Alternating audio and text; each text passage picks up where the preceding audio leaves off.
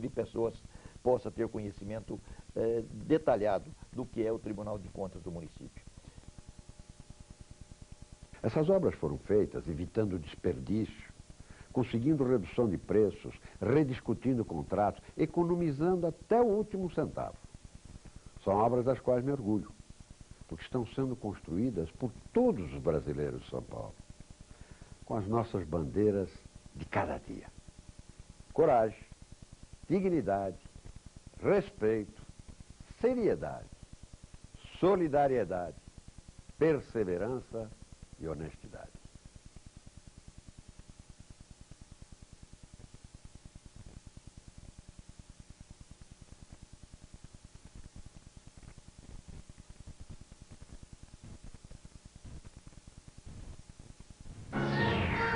O Ives Jota, de apenas 8 anos, chocou o país. Levado de casa no dia 29 de agosto, o menino foi morto em menos de 24 horas. A polícia conseguiu prender o motoboy Adelino Donizete Esteves, de 26 anos, que usava nome falso. Adelino confessou que o menino foi morto e enterrado na casa dele. O motoboy ainda denunciou os soldados da PM Paulo de Tarso Dantas e Sérgio Eduardo Pereira de Souza como participantes do sequestro. Paulo de Tarso era a segurança das lojas do pai de Ives, o comerciante Massataca Ota. Adelino, Paulo de Tarso e Sérgio Eduardo foram denunciados por 4 crimes, entre eles o sequestro considerado hediondo. Somados, a condenação pode ultrapassar os 30 anos de cadeia. O testemunho de Adelino é a principal prova contra os PMs que estão detidos no presídio militar. O soldado Sérgio Eduardo nega que tenha participado do crime. Ele já prestou depoimento, mas não aceitou dar entrevista. Com o soldado Paulo de Tarso foi diferente. Na delegacia anti-sequestro, ele disse que só falaria em juízo. Esse é o homem acusado de ser o mentor do sequestro e morte do garoto Ives. Segundo a acusação, o menino foi morto porque teria reconhecido o policial.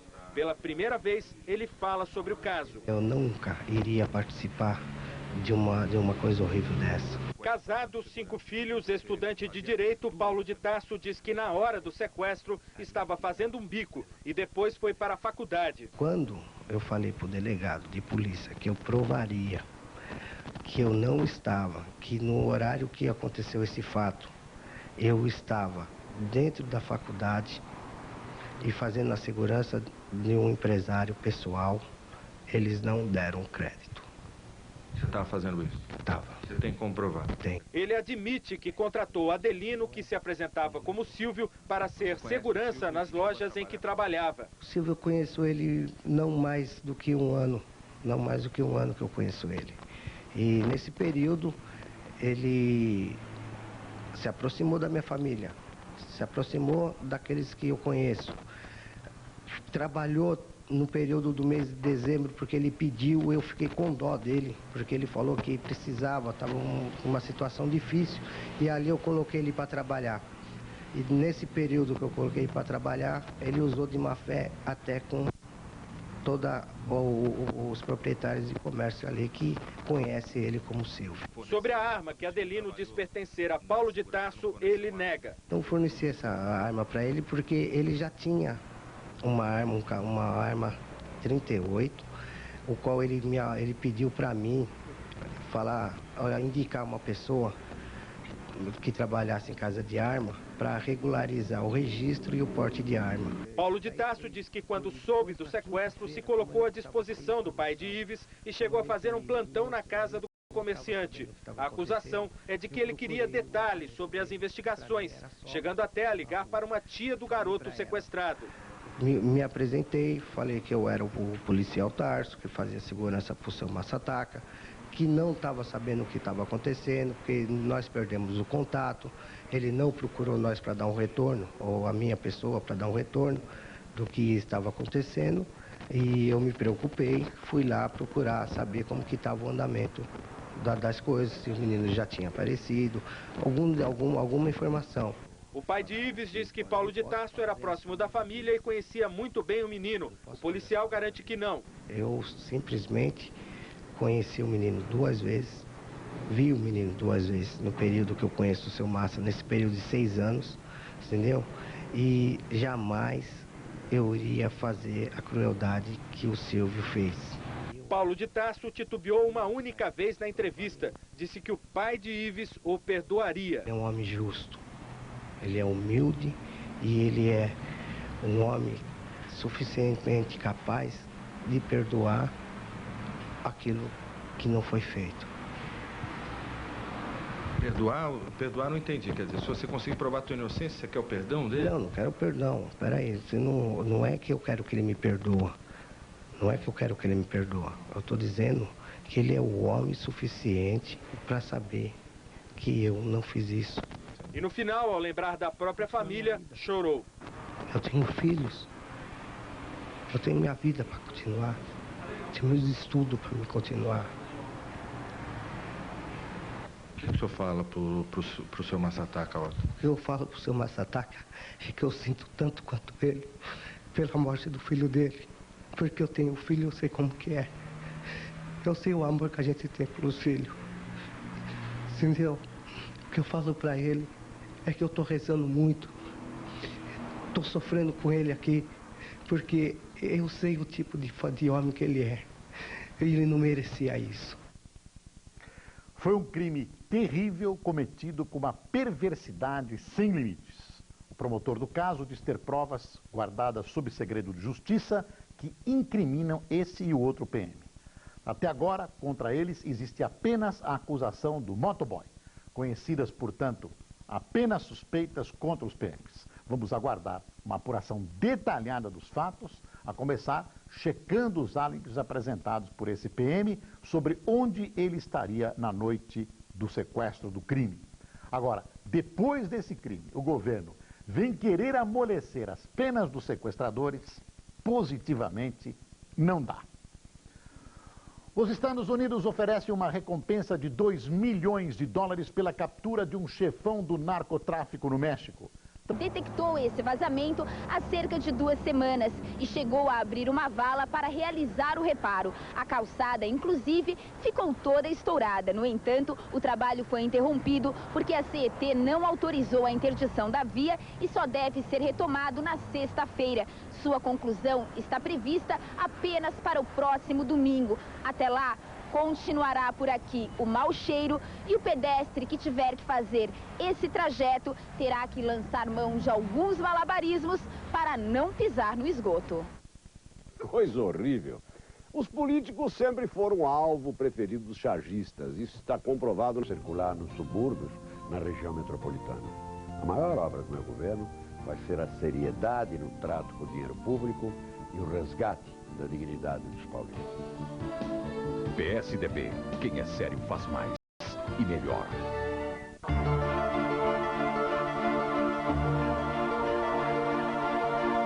Quando estilo e performance se encontram. Quando inteligência anda junto com requinte. Claros. Nenhum outro acomoda tanta excelência com tanto conforto. Claros. O que todo importado queria ser.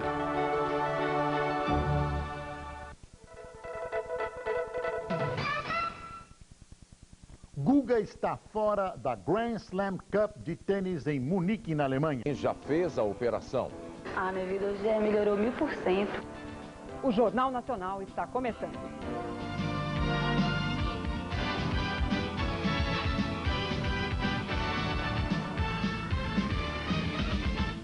Um dia depois de o Conselho Federal de Medicina autorizar a realização de operações para mudança de sexo, surge uma denúncia. Esse tipo de cirurgia é feito clandestinamente no Brasil desde a década de 70. O médico Roberto Farina foi o pioneiro, responsável por uma centena de cirurgias, processado, absolvido, convicto de que sempre teve razão. Esses casos devem ser operados, não podem ser abandonados. É um dever médico dar assistência ao transexual. O Conselho Federal de Medicina decidiu encarar o problema de frente e regulamentar um artigo da Constituição que diz não ser crime eliminar órgãos para fins de tratamento. Essa avaliação tem que ser criteriosa, séria, por isso será feito o diagnóstico pelo médico e será confirmado por uma comissão de um psicólogo, um cirurgião, um assistente social e um psiquiatra. O transexualismo não é uma alteração física, mas psíquica. A rejeição ao próprio corpo e o desejo de mudança provocam profundo sofrimento. São casos raros. Por isso, cirurgias só serão permitidas em hospitais públicos e universitários que pesquisem o assunto. O trabalho de acompanhamento de transexuais feito pelo Hospital das Clínicas da Universidade de São Paulo é dos mais antigos do país. Aqui, eles sofrem rigorosas avaliações físicas e psicológicas. Faltava a autorização para cirurgias. Um dos pacientes que participa do grupo há 9 anos é agora forte candidato a ser o primeiro operado, dentro da lei. Nenhuma cliente desta cabeleireira sabe que o nome dela é Robson. E nem dos sonhos que ela tem. Adotar um filho, né? Pretendo me casar também. Valeri, que era Valério, já vive o sonho. Operada há 2 anos, desde fevereiro é uma mulher casada.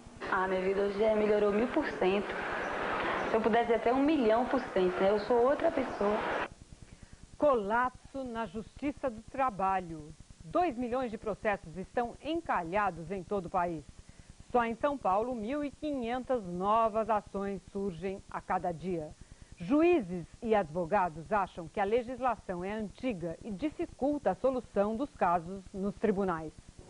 É gente reclamando de tudo. Hora extra, fundo de garantia, acúmulo de função e principalmente a falta de pagamento dos direitos na hora da demissão. Esta doméstica perdeu o emprego no ano passado quando ficou grávida. Aí ela já não gostou, começou a me tratar mal e mandou embora. E não te pagou o que se devia receber? Não.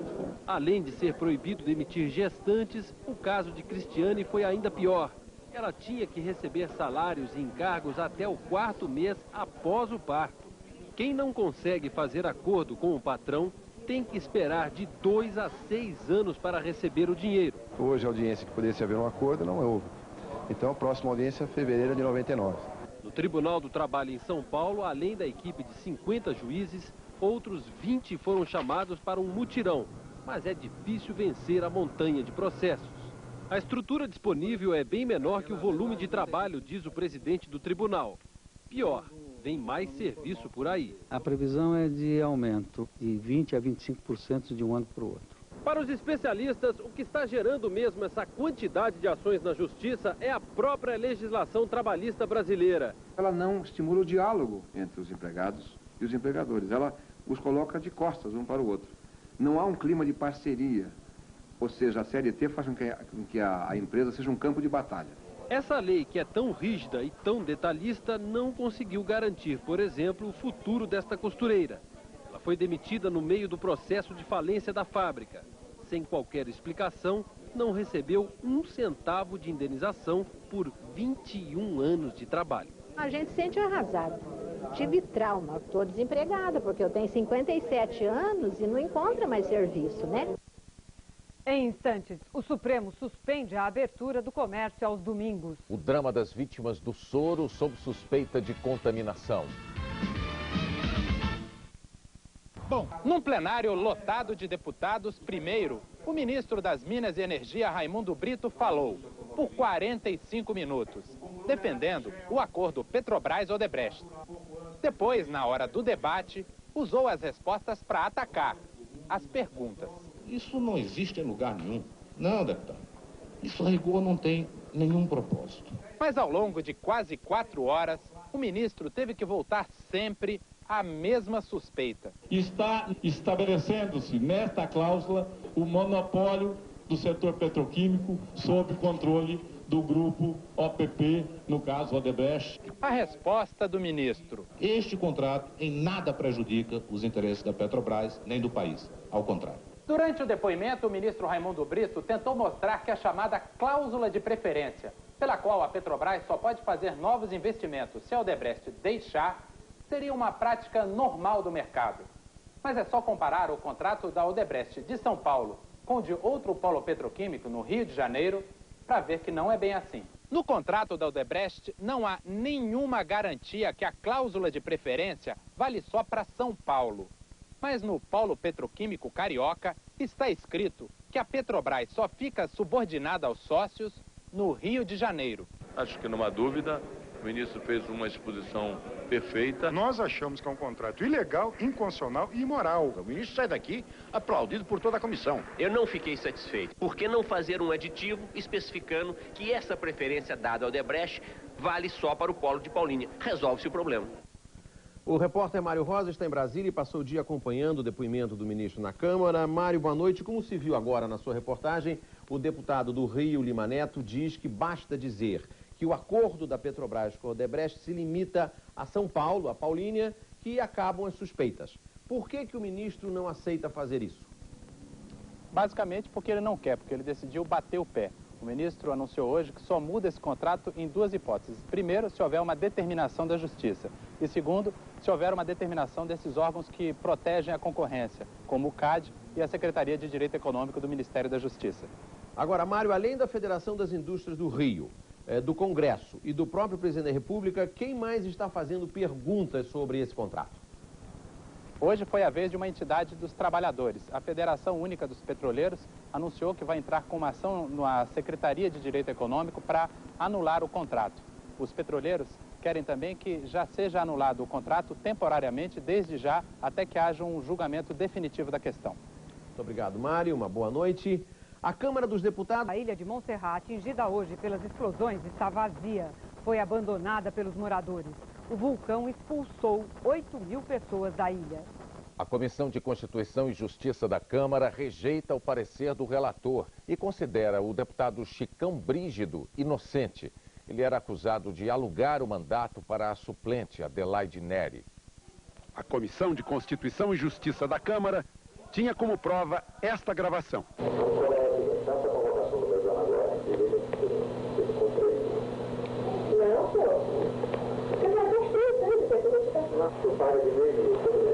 A cobrança telefônica do deputado Chicão Brígido, pedindo metade do que a suplente Adelaide Neri havia recebido da Câmara, não teve força na comissão. O deputado foi absolvido por 20 a 17 votos.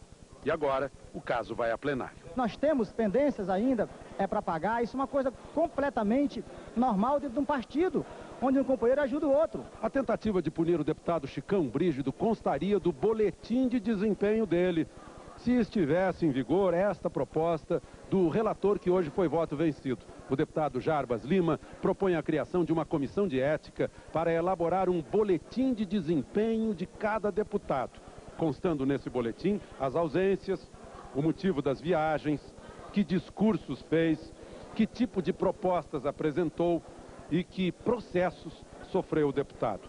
Tudo isso ficaria aberto ao exame do público. Suspenso o funcionamento do comércio aos domingos. O Supremo Tribunal Federal concedeu hoje liminar à Confederação Nacional do Comércio. As lojas não podem abrir aos domingos até o julgamento do mérito da ação. Os juros caíram muito hoje no mercado internacional e vão caindo também aqui, embora suavemente. Só os juros dos mortais comuns, aqueles que se endividam nos bancos, é que continuam nadando contra a corrente. Há muito tempo não se pagava tão caro por um empréstimo no Brasil. Nada explica ou justifica o aumento da taxa média do cheque especial agora em setembro. O Procon de São Paulo informa que a taxa subiu de 9,9% para 10%. Se fossem 10% ao ano, já seria mais ou menos o dobro da nossa possível inflação do ano inteiro. Mas são 10% ao mês. Eu já perguntei ao presidente do Banco Central, Gustavo Franco, se isso não era um escândalo. Ele disse sim, é um escândalo, mas avisou que o governo não vai mexer uma palha para mudar por enquanto. Em instantes, jogo de empurra na decisão sobre a aposentadoria especial de juízes. $1 milhão para livrar uma inglesa da espada da morte.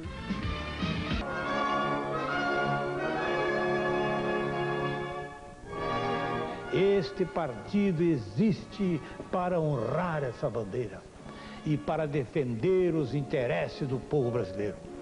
Venha conosco, filie-se ao PDT. Nós somos a resistência.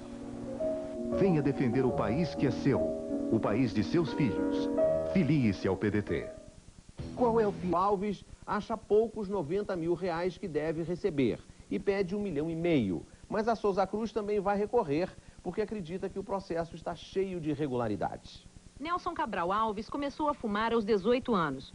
Aos 41, consumia 4 maços de cigarro por dia. Em abril de 95, Nelson morreu. Segundo o atestado de óbito, as causas foram infarto agudo do miocárdio, cardiopatia hipertensiva e tabagismo.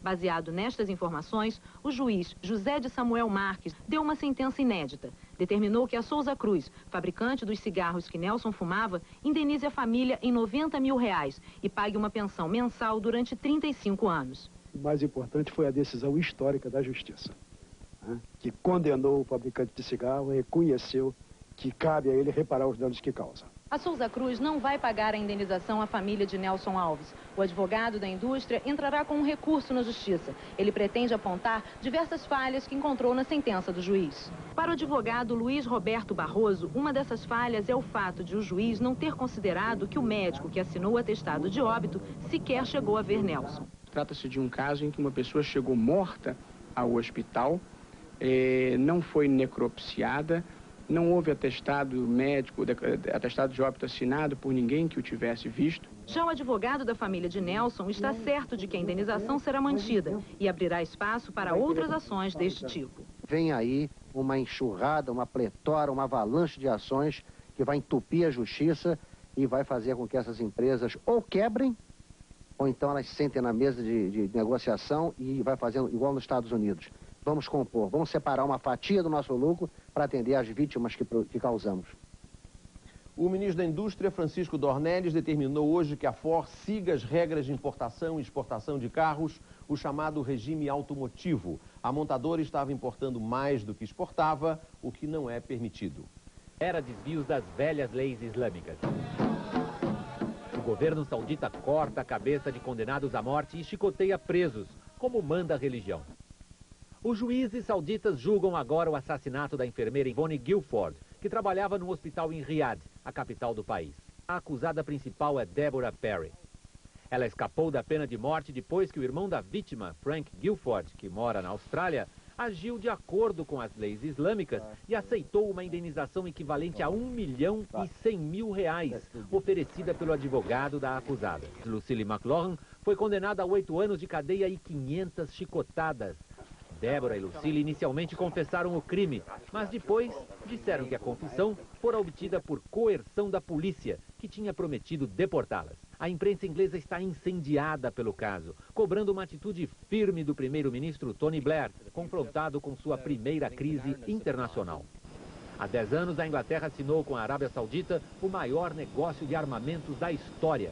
Aviões de combate do tipo Tornado em troca de petróleo saudita, no valor de 32 bilhões de dólares.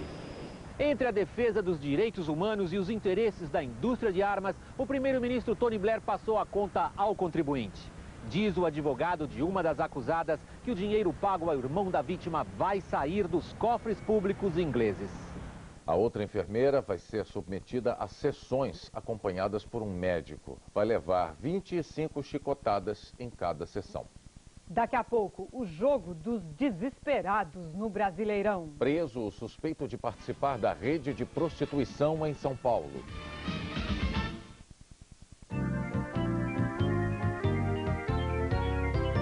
A maior obra do meu governo não vão ser as 120 mil casas que estamos entregando. Nem os quilômetros adicionais de metrô na capital, nem os trens com ar-condicionado que vão circular nos subúrbios na região metropolitana. A maior obra do meu governo vai ser a seriedade no trato com o dinheiro público e o resgate da dignidade dos paulistas. PSDB. Quem é sério faz mais e melhor. I'm in publishing. We sell drums, fresh flowers, Vintage cars. We make ceramics. We sell china. We make the part that goes in here. Fish sticks. We have computers. I know a lot about computers. No, you don't. We use computers. I just don't know much about them. Jack squat. We need somebody that knows manufacturing, ceramics, flour, wholesaling, the publishing business, and computers. Any ideas? De contratar meninas prostitutas em São Paulo. É Serafim de Tomaso, dono de laboratório de produtos farmacêuticos. A polícia chegou a ele através de escutas telefônicas. A agenciadora de meninas prostitutas confirma que o empresário Serafim era um cliente antigo e exigente. Serafim é que se interessava por meninas dessa idade, essa faixa etária. 3 das meninas que eram agenciadas estiveram hoje na delegacia e não reconheceram o empresário Serafim como cliente. No depoimento, o empresário disse que já havia contratado mulheres, mas negou que tivesse preferência por crianças. Fui levando o papo apenas por levar. Você vai dizer, por que não chegou e disse, não quer, está acabado? Porque a pessoa, sempre quando dizia isto, tornava a insistir. Então chamou a polícia. Eu nunca pensei nisso. O depoimento do empresário Serafim não convenceu os policiais. Ele foi indiciado no inquérito por abuso sexual de menores. O delegado responsável pela investigação pediu a prisão temporária dele. Prisão que foi decretada agora há pouco pelo juiz corregedor. O massacre foi consequência do despreparo da polícia militar. A menos de 10 dias da chegada do Papa, a polícia atacaram e picharam cartazes de João Paulo II. Ao todo, são 6 outdoors manchados. As manchas estão na altura do pescoço e no peito do Papa. A imagem de João Paulo II foi borrada de tinta vermelha, como se fosse sangue. Neste outro outdoor, o rosto foi todo coberto. A investigação está nas mãos da Polícia Federal. Os agentes federais querem saber se a ação foi praticada por vândalos ou religiosos contrários à vinda do Papa ao Rio. O exame também vai detectar se existem impressões digitais no alvo que foi colocado no peito do Papa no outdoor, a 100 metros da sede da Secretaria de Segurança Pública do Rio. O alvo é o que está mais intrigando a polícia. Segundo os investigadores, ele sugere a ideia de um possível atentado. Nas ruas, a população que acompanha a contagem regressiva para a chegada do Papa está chocada. Uma atitude muito grosseira, muito sem propósito. Vandalismo, é um absurdo, né? Isso não se faz, né? É uma questão de educação e de respeito à religião. Dentro de instantes, indenização milionária salva enfermeira da pena de morte. O fogo se espalha por causa da seca trazida pelo El Niño. O México também sofre os efeitos do El Niño, que provocou a formação do furacão Nora. O furacão destruiu várias praias e agora segue rumo à Califórnia. Um satélite da NASA começou a mapear os oceanos da Terra. Ele colhe informações sobre a poluição dos mares. As manchas azuis e verdes, por exemplo, são verdadeiros cemitérios marinhos. Ali, a poluição matou os fitoplânctons, que são a base da cadeia alimentar dos mares. Que azar deu o nosso Guga na estreia do Grand Slam Cup na Alemanha. Guga... Deitar a catedral ganham forma na oficina. O crucifixo e a Santa Ceia ficarão na sala de orações, reservada para o Papa. O homem do campo está cada vez mais velho e solitário. Primeiro foram os jovens que partiram. Agora também as mulheres estão trocando a roça pela cidade. A constatação é do Instituto de Pesquisa Econômica Aplicada e dos camponeses solteirões. É como diz seu Conrado, lá de Patrocínio Paulista, galinheiro que só tem galo, não dá certo. Tem que ter as galinhas, né? Não funciona. A maior prova é a casinha do sertanejo, que anda precisando mesmo de um toque feminino. Mas que fazer? Seu Conrado, 66 anos, ficou solteiro, igualzinho ao irmão mais velho, seu Justino. Moça solteira tem pouca, largou os homens. O brasileiro do campo está ficando cada vez mais parecido com seu Conrado e seu Justino. Segundo as estatísticas, a população rural do país é cada dia mais madura e composta, em sua maioria, de homens solteiros. São eles que ficam aqui na roça. Os jovens, e principalmente as mulheres solteiras, vão embora, vão para a cidade, em busca de melhores condições de vida. Aconteceu até na própria família dos solteirões. Fabiana, a sobrinha de 13 anos, já foi estudar na cidade. Na parte de cedo na escola e à tarde na parte da escola de computação. Olha, hoje as moças pegou uma certa idade e elas querem tudo pra cidade. E elas não querem ficar na roça mais não. Ó, tem muitos pais de família que se obrigam a ir pra cidade, porque os filhos carregam eles pra cidade. Os amigos de Sebastião, 26 anos de idade, já foram embora. Ele virou o único moço em idade de casar em toda a vizinhança. Duro é achar noiva. Tem, mas tá em ponto assim de casar não, né? É injustiça, deixa os rapazes da roça sozinhos, né? Não pode, né? Não pode. A situação deve piorar, dizem os pesquisadores. A população rural do país deve diminuir em 30% até o ano 2000. Aconteceu na Europa e lá foi preciso até criar agências matrimoniais para os solteirões do campo. Esse fenômeno é conhecido principalmente na França como o celibato camponês, quer dizer, a dificuldade que as pessoas no campo estariam encontrando para o matrimônio. Dificuldade? Seu Conrado que o diga. Ainda mais ele, que já nem conta com as moças. Tem alguma coroa velha por aí também, mas você me arisca, né? Uma boa noite para você. Boa noite e até amanhã.